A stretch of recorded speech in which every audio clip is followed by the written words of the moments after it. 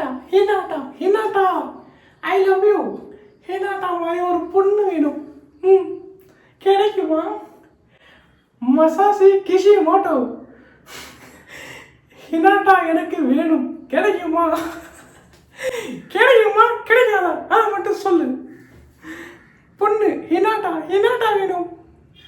Welcome welcome welcome to Naruto world மாமே. Hinata character.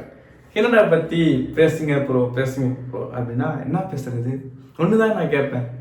எனக்கு லவராகவோ ஒய்ஃபாகவோ யாராவது கிடைச்சா ஹினாட்டா மாதிரி வந்தால் போதும். ஏன்னா அது கேரக்டர் வந்து எங்கேயுமே நம்மளை இரிட்டேட் பண்ணவே பண்ணாது. ஸோ அவர் ஒன் சைடு லவ் மாதிரி தான். ஸோ நருட்டோங்கிற சாகுரா அப்படின்னு சுற்றிட்டு இருப்போம்.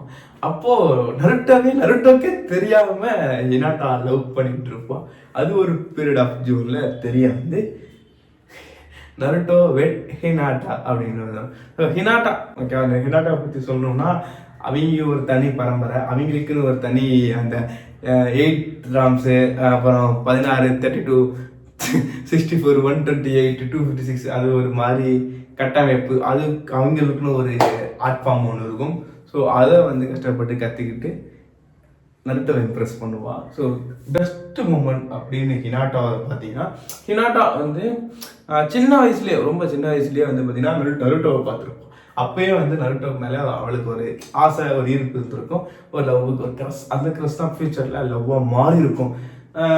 நருட்டோ ஓகே, நருட்டோவை போட்டு பொலன்னு பொழப்பான், அடிச்சு சாக அடிப்பான். கிட்டத்தட்ட நருட்டோ வந்து சாகிற நிலைமையில இருக்கிறப்போ தான் உயிரே போகும். அந்த பேட்டில் போய் நீ பெயின் முன்னாடி நின்று அப்படின்னா உன் உயிரே இப்படி எடுத்துருவான் பொடின்னு அப்படிங்கிற மாதிரி வச்சிங்கன்னா, அந்த அளவுக்கு பவர்ஃபுல் கேரக்டர் யாருன்னா பெயின். ஓகேவா? ஸோ என் காதலன் அங்கே செத்துடக்கூடாது, என் காதலனுக்காக நான் என் உயிரை விட்டாலும் விடுவேன் அப்படிங்கிற ஒரே தாட்டில் அங்கே ஹினாட்டா இறங்கி ஃபைட் பண்ணுற அந்த மொமெண்ட்ஸ் தான் வந்து நருட்டோ வேர்ல்டுலேயே ஸோ எல்லாருமே திரும்பி பார்க்க வச்ச ஒரு ஃபைட் சீனாக இருக்கும்.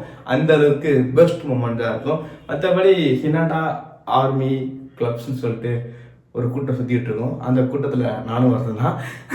ஹினாட்டா பிடிக்கும். அது கேரக்டர் இருக்குன்னா அழகாக இருக்கும் பார்க்க, சுப்பியா நமக்கு ஒரு மாதிரி ஒரு கிரேஸை உண்டாகும். அதனாலேயே நமக்கு அதை பண்ணலையே லவ் பண்ண தோணும். அது பொம்மைடா, பரவாயில்லடா.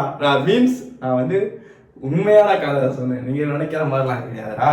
மைண்ட் வாய்ஸ் உனக்கு பொழந்துருவேன். நான் வந்து உண்மையான ஒரு நோக்கத்தோட அந்த மாதிரி ஒரு பிள்ளை கிடைச்சா வாழ்க்கை போதுண்டா அப்படின்னு சொல்ல வரேன். மற்றபடி வந்து தப்பாக எடுத்துக்காங்கன்னா, நீங்கள் ஹினாட்டா ஃபேன்ஸ் எல்லாம் இருந்தீங்க அப்படின்னா போகிற போக்கில் அப்படியே லைக்கிங் கமெண்டையும் பண்ணிட்டு போங்க. Love you Hinata, love you.